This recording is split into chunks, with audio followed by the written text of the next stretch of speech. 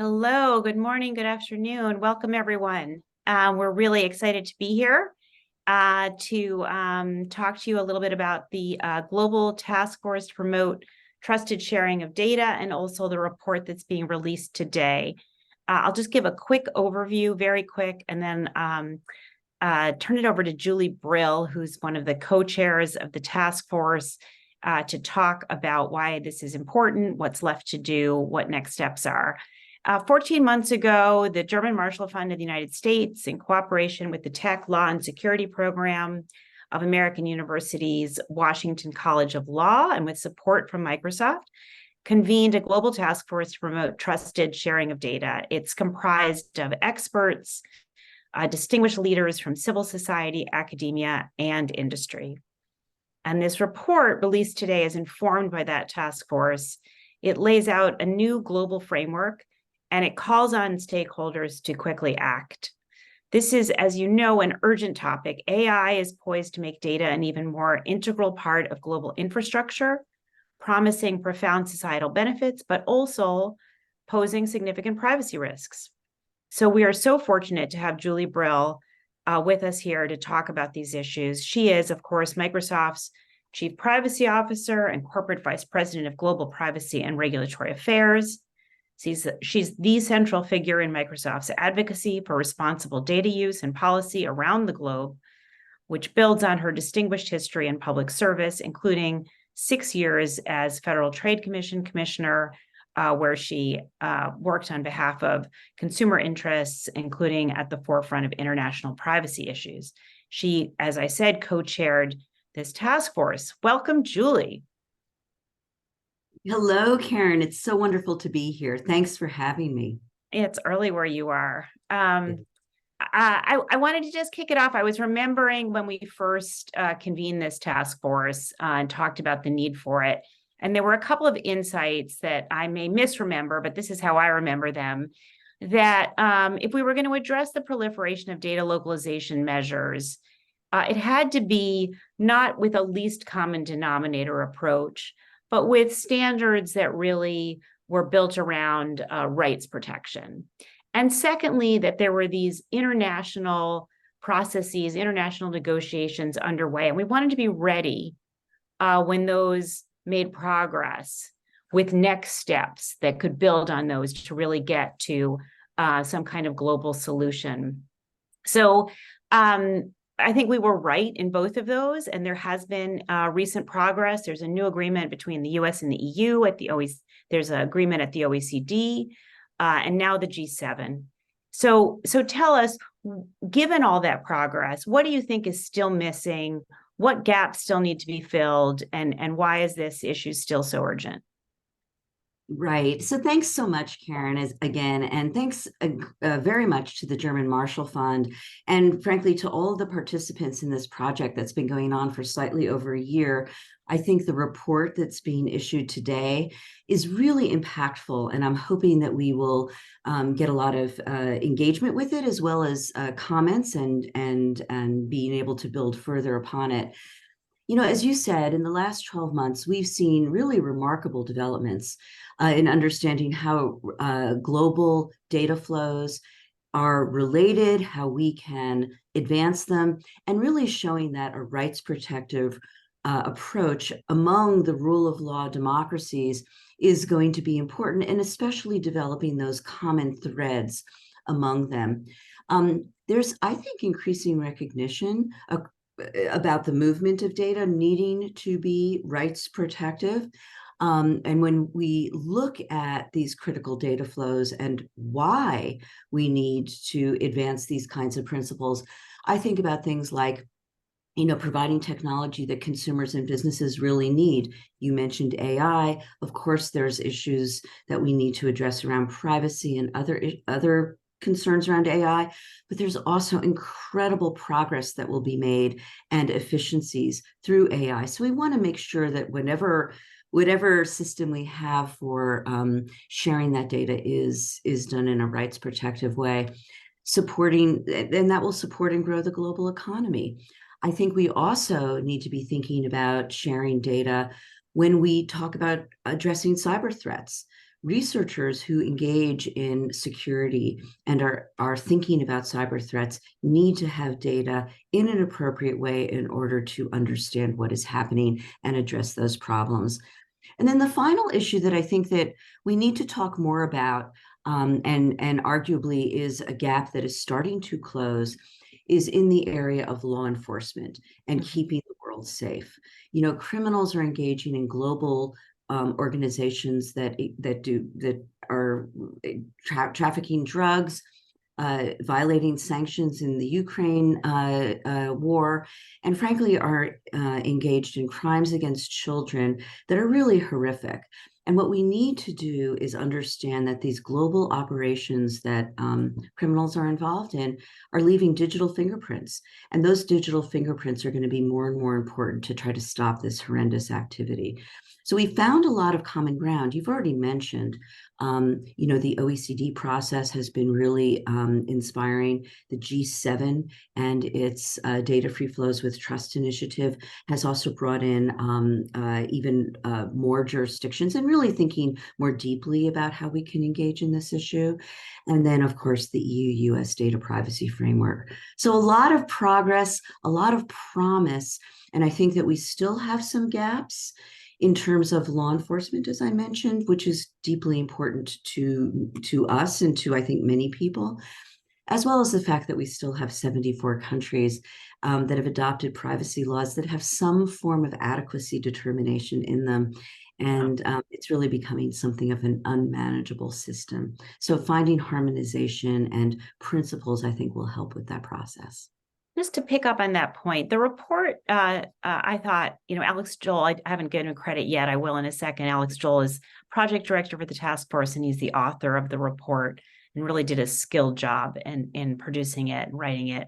But it outlines the reasons that countries put restrictions on data flows and you know, and tries to take them seriously. And I wonder, you know, given heightened geopolitical concerns, those justifications that countries have to put restrictions on data flows are going to grow. Do you think it's realistic that there is an approach to stemming this tide of restrictions? I do. I'm always an optimist, and again, we've seen so much movement already, as we just talked about. So I do think that the geopolitical environment is actually getting into a place where we will likely see more cooperation. And as I said, we're already seeing that, and there's other indicia of that as well.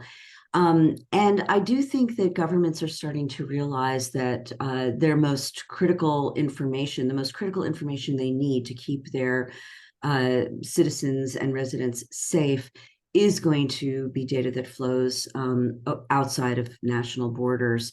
You know, again, I think about the Ukraine government and what happened at the beginning of the invasion by Russia. You know, Ukraine had a digital infrastructure, a very sophisticated digital infrastructure, but it was within its own country. And there was a deep concern that with just a few strokes, Russia would be able to take down the entire Ukrainian government. So Microsoft, along with other industry players and government partners, we stepped in and worked with the Ukraine government really to protect its systems by moving all of these digital infrastructure systems into the distributed cloud. Really today, the Ukraine government is able to continue to function because of that movement that took place in order to protect their data. And I do think that in addition, you know, we're talking about dealing with military and other critical systems that are going to require export limitations, are going to require limitations on outsourcing. There's a lot of conversation around that, both in the US and in Europe. So I think government is engaged, very engaged on these issues and really thinking about how they're going to address all of these problems in, again, a way that respects rights, allows for national sovereignty, and also allows for the data to flow as it needs to flow in appropriate circumstances and with appropriate guardrails. Well, that is optimistic. What do you think are the most important next steps? Where do we go from here, and who needs to take those steps? Yeah, I think there's a role for, there are roles for industry, roles for governments, and roles for civil society. Thinking about industry first, we would be nothing without the trust that we have from customers and from governments, from public sector, and from society.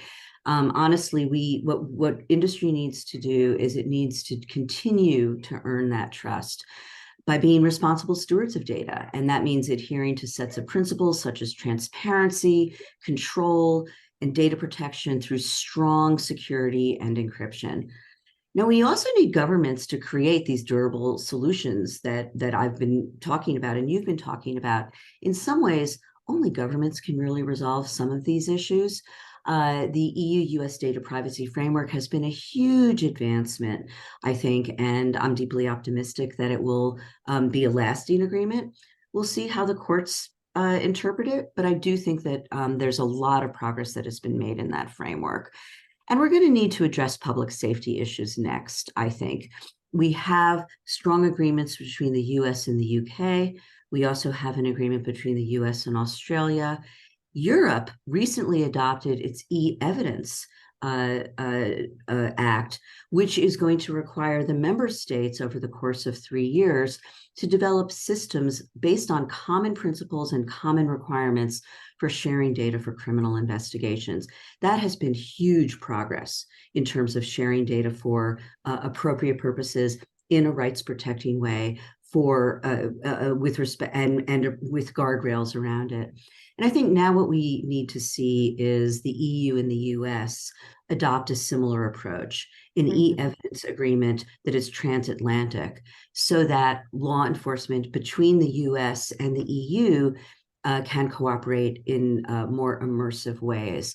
So I do think that there is important activity that governments still need to engage in, and that this will become, as the EU and the US make this additional advancement, now that the member states have also their project to engage in based upon the European e-evidence approach, I think that all of that activity will further support transatlantic data flows, whether they are before the court in terms of review, or frankly, in terms of individual trust in how this data is being shared. I do think that's going to become more and more important. Finally, civil society has a vital role to play in terms of keeping us honest and continuing to be vigilant to ensure that these agreements advance individual rights while empowering law enforcement or business or civil or governments to engage in the activities that they need to engage in. Great, that's quite a call to action. Very specific. Thank you so much, Julie. Is there anything else that we can leave the audience with? Thank you. That's it. All right. Thank you for your leadership on all of this, Julie. And we look forward to working with you as we head forward and try to take your call to action to heart. Thanks so much. Thank you. All right. I'm going to welcome the panel to follow up on Julie's comments. And I'm going to quickly play Alex Joel, which is not a role that I have played before, but he unfortunately has a family tragedy happening as we speak, and so he's not able to be here. He is the author of the report that's released today, and I'm going to just quickly go through it, and then we're going to have a fulsome discussion with our distinguished panel. So the report that Alex has authored with support from his team at AU, Shanze, with people at GMF and the task force's input at GMF, Julia Trey, who has been an invaluable participant in this whole process, and then the task force discussions have informed the report. It proposes a series of recommendations to advance a framework that would ensure free flow of data with trust. And key elements of this framework include, number one, rule of law. Participating countries must share a demonstrable commitment to democratic governance under the rule of law. Number two, rights protective. And that's the word protective is active there. A framework for such data flows must consequently include meaningful safeguards that effectuate individual rights and protect data from the risk of abuse and misuse by private sector entities and governments, must crucially have in place accountability mechanisms to ensure that those processing data are properly implementing safeguards based on a core set of rights protective principles. So this is the key element here, this rights protective, very active rights protective element. Practicable. The framework must consider that countries have different legal systems and that each therefore may establish its own safeguards and accountability mechanisms. Scalable. The framework must keep pace with the speed, scale, and global reach of international data flows, and it must enable fair and efficient cross-border data flow determinations based on agreed objective criteria. This can be done through the use of a certification or similar mechanism. So just again, rule of law, rights protective, practicable, scalable. Those are the key elements. And progress is achievable if stakeholders recognize the importance of the following: ensuring that governments are committed to the process, enhancing mutual understanding across sectors and borders, following up on progress on cross-border law enforcement access, building on the OECD Trusted Government Access Declaration, and enhancing international cooperation on oversight and redress. So if all that seemed like too much to take in, that's okay, because our panel is going to unpack it, repack it, dissect it, and tell us what it all means and what we all need to do about it. We have a fantastic panel. We're very flattered that you're all here today. We have Jennifer Bachus, Principal Deputy Assistant Secretary at the Bureau of Cyberspace and Digital Policy at the U.S. Department of State. We have Anna Buchta, Head of Unit, Policy and Consultation at the European Data Protection Supervisor. We have Theodore Christakis, Professor International and European Law, the University Grenoble, Alpes, who's also a member of our task force, and Shoji Mihara, Deputy Secretary General, Personal Information Protection Commission, Japan. So I would like to start with you. Welcome to our panel. Thank you for joining us. I'd like to start with Mihara-san. And may I ask you to help us set the table and set the scene? Can you tell us what kind of discussion regarding these very issues, data free flow of trust, was held at the G7 DPA roundtable meeting, and where we are with the G7 process that Japan has been showing incredible leadership on? Thank you. Yeah, thank you. Hello, everyone. I'm Shoji Mihara. Do you hear me first? Yes. Oh, very fine. I'm Shoji Mihara, Deputy Secretary General at the Personal Information Protection Commission, PPC, Japan. I was also one of the bureau members of Working Party of DGP, Data Governance and Privacy, in OECD a few years ago. It is a great honor to join the panel discussion today, and I'd like to express my gratitude to colleagues of German Marshall Fund for organizing this event first. And first of all, I'd like to celebrate, let me celebrate the launch of the final report of the GMF task force to promote trusted sharing of data. I believe a multi-stakeholder engagement is vital for policymakers to go a right way. So I'd like to express my respect for the efforts of everyone involved in the completion of this report. And as for the question of DFFT and G7, from the DPL viewpoint, I would like to touch upon some points from the G7 data privacy authorities roundtable this year. Under the Japanese G7 presidency, the PPC Japan held the G7 Data Protection and Privacy Authorities Roundtable meeting in June this year, where the G7 DPA commissioners vigorously discussed, among others, issues on DFFT.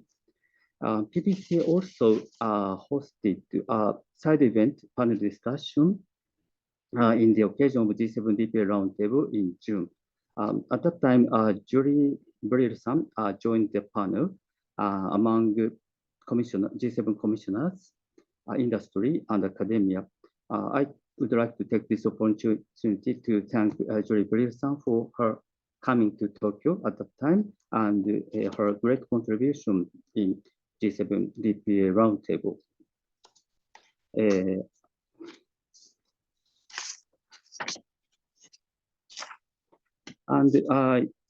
G7DP roundtable meeting, we had several discussions, a lot of vigorous discussions, and under the three pillars, namely DFFT, emerging technologies, and enforcement cooperation. At the end of the day, three outcome documents were issued: a communique, action plan, and a statement on generative AI. In the communique of the G7DPA's commissioners, BPA members confirmed that ensuring trust, including a high level of protection of personal data, is fundamental prerequisite to facilitate the free flow of data. The G7 members also agreed that it is necessary to enable business operators to choose the tools best suitable to their needs for cross-border transfer due to the diversity of legislation on the personal data protection in different countries. Furthermore, the G7 agreed to aim to further advocate, promote, and advise on the development of transfer tools on a global scale. In the action plan, the G7 members agreed that they commit to remain attentive and supportive to the ongoing efforts to develop the concept of DFFT and to continue to emphasize that ensuring trust is an essential element of DFFT. G7DPA is also committed to share knowledge on transfer tools, notably through the comparison of global cross-border privacy rules, CBPR, and EU certification requirements, and through a comparison of the existing model contract clauses. That is a brief overview of the progress on DFFT in the outcome of the G7DPA roundtable. I'll stop here, and I'd like to touch upon something like government access to personal data held by the private entities, maybe later. Thank you. Thank you. Thank you very much. Jennifer, if you don't mind, I'll turn to you. I would just love to hear your reactions to any of this, but maybe I'll just give everyone a question they can choose to respond to or not. You're all diplomats, so you know how to do that. What gives you cause for optimism in this area, and what are the gaps that you all see need to be filled? What a great question, and really a softball, so I appreciate that. But I also just want to start by saying that we really love this paper, and I think that it's exactly the direction we're trying to go in. And we sort of picked out one quote in particular, which was the quote that to be effective, a trusted framework for cross-border data flows must be open to democracies operating under the rule of the law, and must be rights protective, practicable, and scalable. And we just think that that's just really on point. So I just wanted to highlight that. So what gives me sort of optimism? I think we just like to, first of all, really, again, highlight the great work that Japan has been doing, both in the G7 this year, but historically. So data free flow with trust is an excellent sort of first step, and we've appreciated everything they've done. They brought this forward. They've continued to champion it. So that would be the first thing I would mention. I would, of course, also mention the OECD Declaration on Government Access for Personal Data, the OECD TGA Declaration, the Budapest Convention on Cybercrime, something that we're working a lot on, which is a cross-border privacy rules forum, CBPRs, and then the guiding principles for the government use of surveillance technology, which is something the US government has also been working on. So what do I think we need to sort of do more of? Look, the conversations on data flows have been historically siloed between human rights, digital economy, and national security. But we see that they're really overlapping. So we need to not just build bridges with other governments, but also within our own governments between these three pillars. It's quite useful for me to say because my bureau actually covers all three of these. So it allows us to look more holistically at this. But we think that we should continue to work on holistic solutions.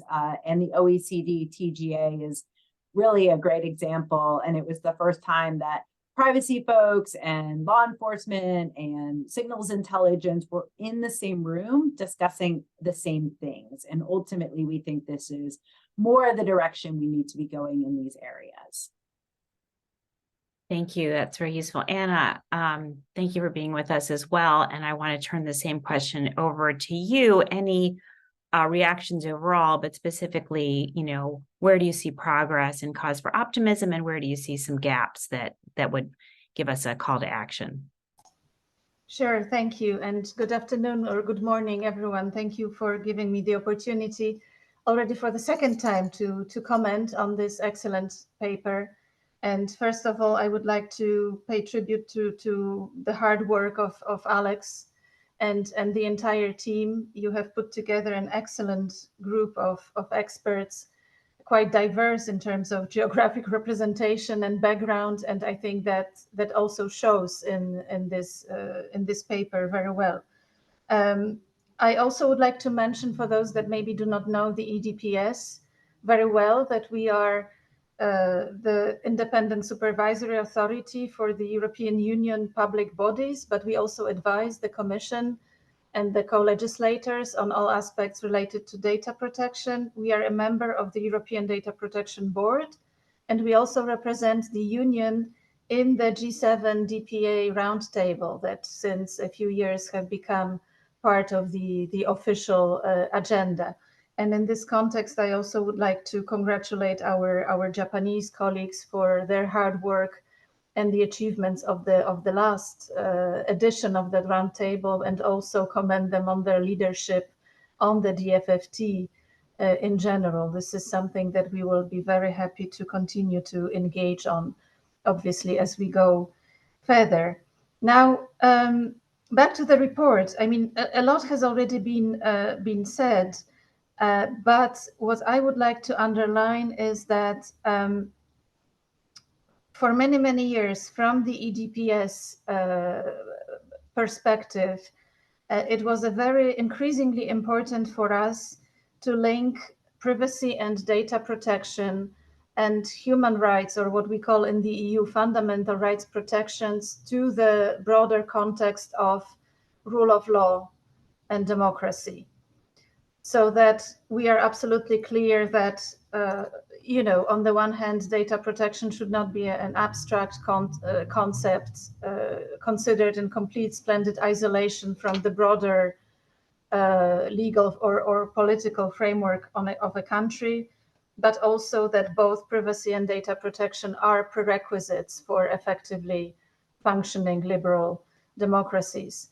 So I think what really speaks to me in this paper is precisely this recognition that we are aiming to build this community, hopefully as big, as large as possible, of like-minded countries committed to the protection of privacy, committed to democracy and operating under the rule of law. This is something that we have pleaded for, let's say, internally within the EU, and we see clear cases how it plays out in practice. So it's very, very positive for us to see this acknowledged and to see this as one of the central pillars of these new proposals. And maybe one more thing that I would like to underline, this has already been mentioned in particular by Jennifer, but it is very positive to be so open about the fact that all these different issues, so commercial privacy, but also trusted government access and all the rest, they cannot be treated in isolation. They are, in fact, inextricably linked, and that we do need a multilateral process involving all stakeholders. But ultimately, this is not something, in particular, the government access issue, obviously, this is not something that an individual company, an individual controller can really sort out or solve by themselves. So this is really where governments and regulators have to step up and start working, and hopefully that will produce some positive results for the future. And in terms of obstacles, well, from the EU perspective, obviously we will have to see how how the challenges, the probably forthcoming likely challenges to the DPF play out. This is going to be an important test in the sense that following Schrems 1 and Schrems 2, we will be able to see what kind of a benchmark or a test the highest EU court will choose to apply to international data transfers. But here I share the optimism expressed earlier that a lot has been done, and that also looking at recent case law from the other European Court, the European Court of Human Rights in Strasbourg, that has a long-standing line of jurisprudence also on bulk interception and government access to data. And given the commitment of both courts to conduct judicial dialogue and to be convergent in the jurisprudence, I do believe that there is hope that the new framework will stand the test. But of course, we will not know until the court finally has spoken. And depending on that, I think for the EU, that is going to be a very important benchmark, obviously. Thank you. Yes. So Theodore, you were on the task force, and I should say to everyone here that while the task force meetings were incredibly fruitful, very, very informative, this is not a report that the task force has signed off on. We don't speak for any member of the task force, certainly not for the whole task force. This is a report that was written that was informed by those discussions. But given that you were on the task force, but also that you're an independent expert on these issues, I want to turn the same question over to you in terms of what gives you cause for optimism at this time in terms of the progress that's been made, but also what gaps do you see that really need to be addressed? Thank you so much, and I would like to warmly thank the German Marshall Fund and Alex and the whole team for, first of all, for inviting me to be part of this task force with such amazing experts. I invite all the persons to look at the list and to share with you what a pleasure it has been to participate in these meetings and to learn so much and to exchange with all these colleagues and all these experts on such important issues. So this is, for instance, part of the optimism. You know, the fact that we have initiatives such as this one by the German Marshall Fund, or an ongoing one also by Chatham House. This is a very welcome sign. It's extremely positive that we have governments which finally care about this very important issue. They had the tendency until now, every time we would speak about national security, just to hide in the dark. And suddenly, as Jennifer said, it was a privilege also to be an external consultant for the OECD process. It was really amazing to see around the table all these representatives of governments, national security people, law enforcement people, privacy people, talking for the first time about these issues. There are a lot of positive things going on. I do have the feeling, nonetheless, that we are just at the very beginning of the process, where my optimism, if you want, it does not really end, but it is a little bit moderated by the fact that I have the feeling that we're just at the very beginning of something important. And this is why you talked about the experts. I think that everybody would sign 100% at least with the first recommendation about trusted government access.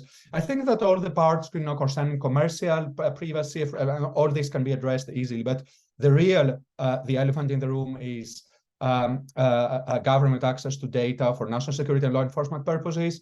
And while the first recommendation, for instance, ensuring governments are committed to the process, only governments working together can resolve the issues at hand. This is extremely important. The report highlights also very wisely more work in this area is needed. A lot of work is needed in this area. And the private sector really cares about this issue. The private sector is very often a hostage of all these situations concerning government access. And it is extremely important, I think, that the private sector not only continues to keep the pressure, but step up the pressure to governments to deal with this issue. I think that there are a lot of things that needs to be done, both in the national security field and the law enforcement field, access to data. We need more international initiatives. We had the OECD process, the Convention 108 plus, which opens a lot of windows, a lot of things going on, bilateral things going on. But we need more international initiatives. We need more international law in a field where there was none. And we need, for instance, Julie mentioned that I think this is extremely important, the EU-US negotiations concerning, I will call it an evidence agreement, being a European or lawful law enforcement access to data agreement. For instance, one of the things that remain extremely important is all the issues of extraterritorial access when you want to access data in another jurisdiction, as a matter of fact. And this creates a lot of problems. We see it with the current negotiations concerning the EUCS, the ENISA cybersecurity certification for cloud providers. And we see that there are a lot of obstacles, a lot of things going on with new obstacles created, calls for data localization, for not giving access to foreign companies. All these issues reflect some legitimate concerns and need to be addressed. And I think that the EU and the US have here a historic mission, because what they're going to do there can be a real landmark for other similar agreements, either internationalizing them or bilateralize them, with sharing with other partners. There are a lot of important issues to address, and no delay is allowed, for instance, concerning this issue. Of course, we have law enforcement. I will end there, Karin, but we also have the issue of national security. We need new initiatives in this field. Until now, the solution to these problems has been the adequacy model, which has a perfect logic. I don't say that we should change it in Europe, but an adequacy decision at the end of 3 years of negotiation is a little bit weird for international law, because it's a unilateral decision by the European Union, which can be invalidated anytime by the Court of Justice, as Anna said. And if you calculate in order to have this kind of model for all the 193 member states of the UN, for instance, you need 249 adequacy decisions. It does not really make sense. We must find probably more clever paths. And I think it is perfectly possible for governments, if there is a will and real pressure by civil society, by the private sector, it's absolutely possible to find workable solution, including in the field of national security, especially between democracies and like-minded countries. Thank you very much. Theodore, can I ask you to say those numbers once again?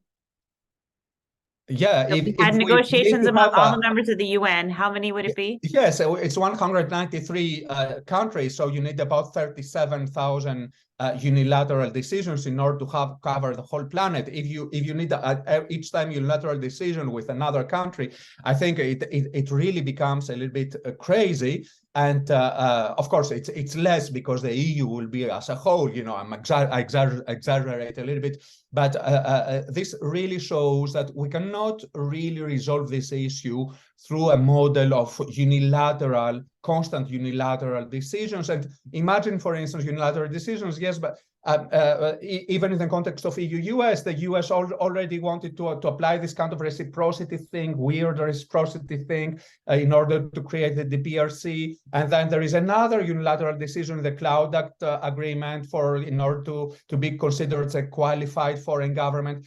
We have this unilateralism constantly, instead of thinking a little bit bilaterally between allies. Can we take some commitments not to access public data, for instance, in Europe or in the United States, between allies, between democracies? Can we find some solutions? All these things, every time, I say this, people say you're entirely crazy. So we're talking about national security. We'll never take limitations in this field. But I do think that there are possibilities to create solutions and to have a really trusted government access where law enforcement people, national security people will be able to do their work, as Julie said, because they really need to access digital evidence and data, but do it in a way that will be privacy friendly and also, let's say, allies friendly. Thank you. Thank you. That was great. And yes, I'm so glad that you talked about how astounding the task force is and the members are. We were so fortunate, real giants in this field, and they were all willing to not only sign their names, but to really participate actively. And it was a great cause for optimism. I'm going to ask one more round of questions, and then I would love to open it up to some audience questions. If you see the Q&A function at the bottom of your screen, please use that to ask questions, and I can choose among them to ask the panelists. Again, giving you latitude to answer as you like. One of the things I wanted to follow up on was, we've talked about the OECD process that was very successful at bringing folks together and for the first time, as Jennifer said, from across disciplines to have these conversations, really speaking to the importance of not only diplomacy, but multilateral venues for having this kind of action. And Japan, picking up on this, has talked about some kind of institutional arrangement going forward. And in our paper, we talk about having democracies, rights protecting organizations, but there's been some question about whether the OECD should be the starting place, for where the institutional arrangement should take place, what it should look like. And so I wonder if you all have thoughts both on the process that already happened and also what kind of multilateral, multi-stakeholder processes make sense going forward. And if we can start with Mihara-san, please. Yep, thank you very much. Before jumping into the institutional partnership arrangement, I would just touch upon the OECD principle on government access to personal data held by private sector entities, because it is so relevant to the democracy and rule of law and our common value of the OECD member states. May I say something about that very briefly? Yes, please.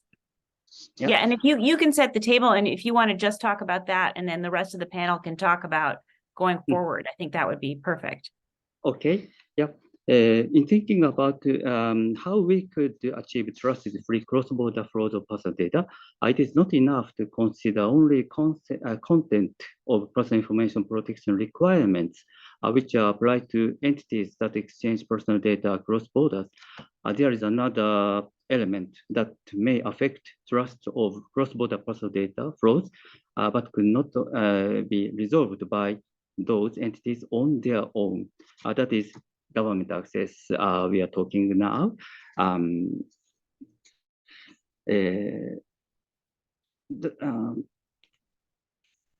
What we call unlimited government access would be a violation of privacy. It would also be a hindrance to the smooth cross-border transfer of personal data by undermining trust.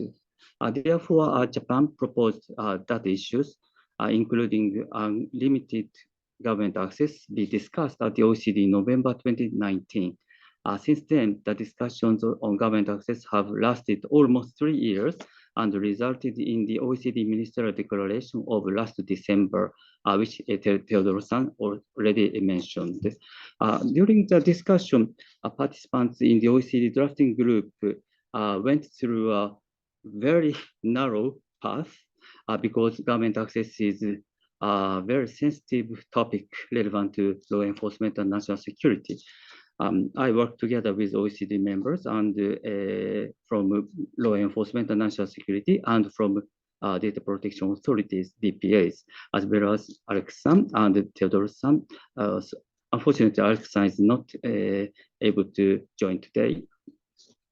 And adopting the ministerial declaration on trusted government access is extremely important as it articulates common values that are fundamental to democracy, such as the rule of law, and demonstrates protection of personal data as an essential element in the trusted cross-border personal data flows. The high-level principles in the ministerial declaration on trusted government access identify and clarify commonalities among OECD member states on government access for the purposes of law enforcement and national security. And while these 7 high-level principles were found as commonly implemented in OECD countries, we'd like to encourage countries outside the OECD. This is what we see in the future, to incorporate these principles into their legal frameworks. PPC would like to continue our efforts to ensure that these principles function as a de facto international standard of countries, including non-OECD members in various fora.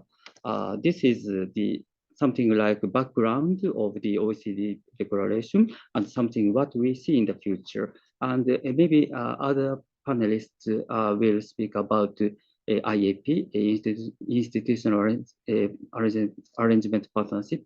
But one of the solution or one of the topic we can handle with in the future could be the topic of government access. Thank you very much. Thank you very much, Jennifer. Backwards, forwards. You talked a little bit about the OECD process already, but how do you see this? Who do you think needs to be at the table? How do we figure that out going forward? Well, I think there's a couple different layers or ways one could take that conversation. I think, there's the whether or not you go with an institutional arrangement to actually formalize DFFT, or whether you talk about, getting the right people in the room. I think we're more focused on the second question, which is making sure the right people in the room. And one of the reasons why we love the OECD as a sort of convening location is because you've got large like-minded countries. It spans geographies, it spans sizes of countries. It's quite inclusive, but we all share common values, which I think really has to be the basis when you're talking about DFFT or about data flows in general. So I think starting with the question of who, and I think the OECD has a lot of good options on the who in terms of where the people come from. But as I said, then you get to the question of trying to bring in, a variety, whether it's the private sector, civil society, government, and then a variety of actors from within government, not just the economic folks, but also the security folks. And I think when you start to build out in that way, again, with the underpinning of shared values, I think you get to something where we can work together on both protecting, people's rights to privacy, as well as working on, how do you actually make sure that this critically important economic feature is not harmed. And I think that balance is what's difficult, but also why it's so critically important that we find ways to work together. Great, thank you. Anna. Yes, I don't think I have a clear vision or idea how exactly the future multi-stakeholder work should look like. But I would say maybe we, instead of focusing on any one mechanism, we could borrow what the union often calls géométrie variable, or looking at different countries, different jurisdictions being members of what I would call different structures, and hoping that all that together will lead to convergence and a certain baseline of requirements being applicable in practice. So, for example, as the OECD principles for trusted government access have already been praised as a great achievement and a certain baseline. But for example, from EU perspective, the whole OECD setup is a little bit complicated because we have 3 member states that are still not members of the OECD. And I think 2 further member states did not formally sign the declaration. On the other side, we have all member states parties to the Convention 108, the Council of Europe, and hopefully soon all the member states would have signed the Convention 108 Plus, which, as you may know, applies across the board with no particular exceptions, also for data processing in national security area. And there is hope that under its Article 11 and the guidance, that can serve also to let's say, establish a certain benchmark of requirements, including, for example, on oversight and redress in these areas as well. So I would see it as looking maybe on the substance of the law, and again, the commitment to privacy, democracy, rule of law, and what is the baseline as reflected in the legal order of the country, rather than membership of any particular club or organization. And hopefully this is something that could work for the future.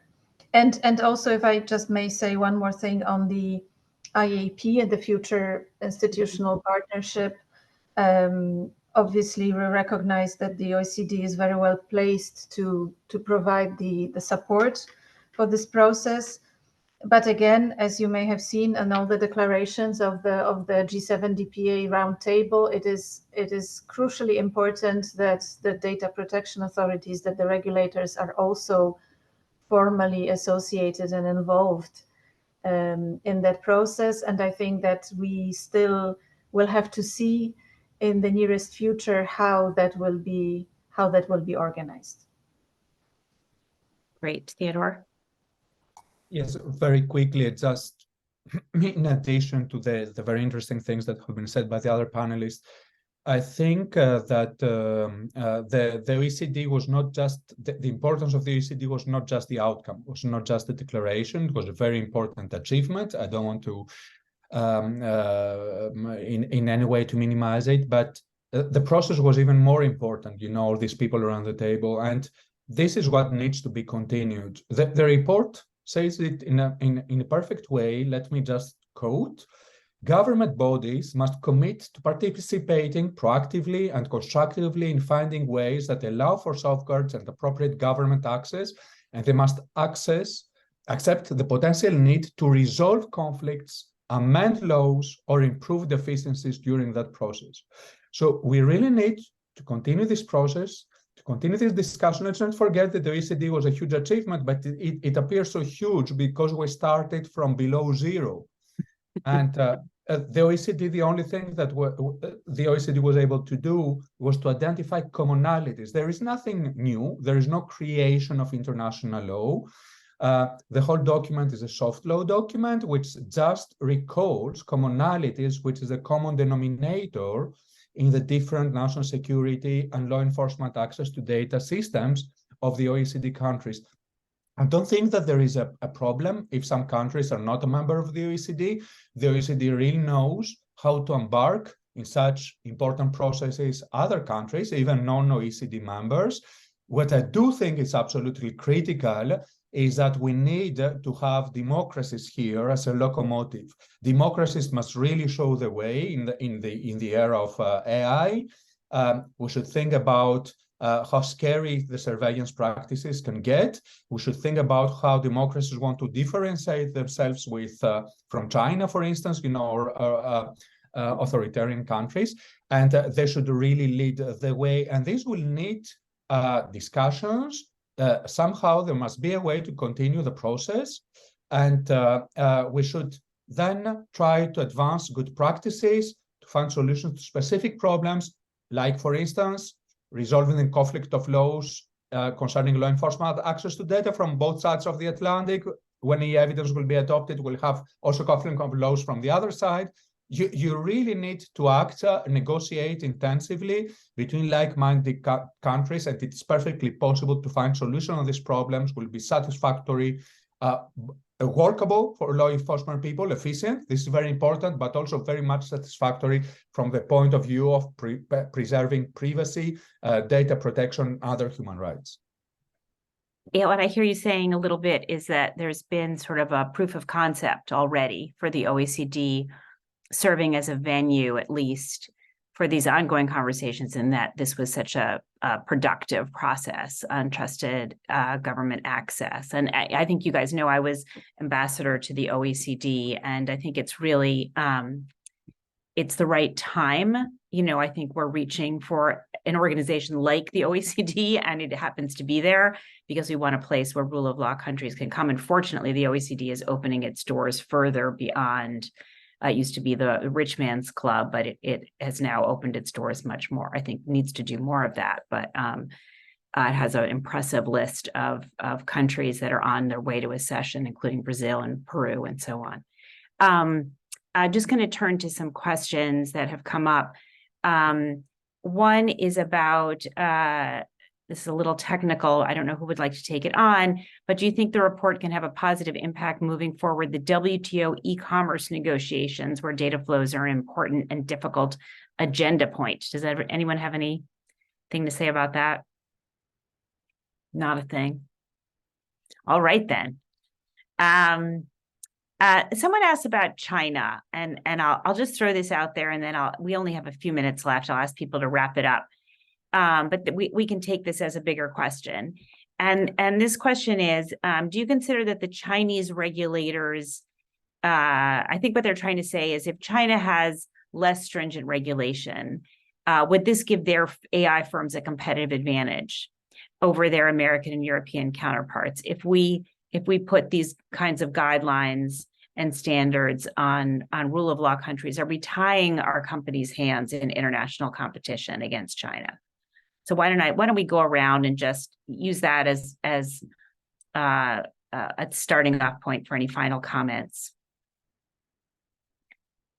Can we start with Mihara-san? Oh, go. Sorry, Jennifer, you had your hands up. Why don't you go ahead? It's a fascinating question, and I would actually flip it on its head. I actually think that the only way the world is going to share data is if they believe that there's actually a privacy framework, right? We see, the data localization efforts, all the other things we see to essentially split off data. I mean, I have interestingly spent a lot of time in Africa over the course of the past year. I mean, they're very concerned about data. They're very concerned about privacy. They want to make sure that their citizens are protected. And so I think that, in fact, if you don't make countries feel that these things are being taken into account, you're more likely to have those countries split off and not include theirs. And so I think sharing data with China in terms of its lack of privacy is actually more likely to get to a situation where they're not going to have access to the same data sets that lead to really effective AI. I think, in addition, I think AI will only be as effective as people think it is in terms of its protection of privacy. If people think their privacy is not embedded into AI systems, then the uptake of them is also going to be incredibly bad. So I think when you think about this is again why we believe so strongly in collaborating across like-minded nations, is because long-term, that's going to lead to our success, whether it's about AI, whether it's about commerce, whether it's about any type of innovation. It really has to be based on this framework. So I would just say that I think that these things are built up together, but for the exact opposite reason. Wonderful. Mihara-san? Any final thoughts? Yep, thank you. As for China, China has developed some privacy laws and privacy regulations recently, and I think China's regulations are basically based on, for example, OECD privacy guidelines rules, and apparently, but the operation of the regulation could be a bit different. So from the DPA viewpoint, we have to, how should I say, we have to pursue to ensure the privacy protection through OECD, de facto international standard principle. And after that, this is a bit beyond DPA responsibility, but we need some more diplomatic efforts. Yeah, this is my thought. Thank you. Anna, thank you. Yes, thank you. Well, I would say not specifically only China, but this is one example why having a comprehensive, more or less comprehensive data privacy framework enacted in law is not sufficient in itself to create trust and to provide reassurances. And this is why we need the link to liberal democracy and the rule of law. for the technical legal reason that at least we consider privacy protections only effective if there is truly independent oversight and redress, and this is very difficult to achieve without outside of a rule of law framework. So I would just say that that this is a very important aspect, also underlined in the report, not to focus only on technicalities of the law. And for the rest, I fully agree with Jennifer. And I would also say that also in business, we see increasingly a lot of emphasis on what is sometimes called corporate social responsibility. So essentially doing the right thing. And these are societal impacts, considerations of environmental impacts. And I have absolutely no doubt that for most businesses, if not already the case, they will also integrate human rights, privacy and data protection concerns also in those broader frameworks of compliance and doing business the right way. Thank you. Thank you, Theodore. Yeah, very quickly, I think that the question about AI firms goes a little bit beyond the matter of our discussions, more about AI regulation.